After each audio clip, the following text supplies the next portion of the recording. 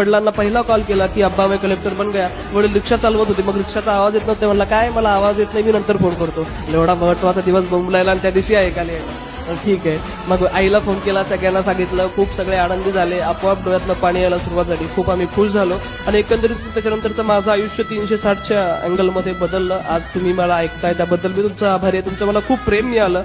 काय शिकायला मिळतं माझ्या या प्रवासातून, आपल्याला काय शिकायला मिळतं?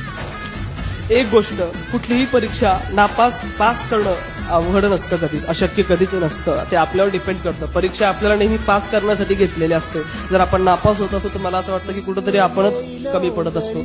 असं बोललं जातं नेहमी की मराठी माध्यमातून आपण परीक्षा पास करू शकत नाही. मी मराठी माध्यमातून ती परीक्षा दिली होती.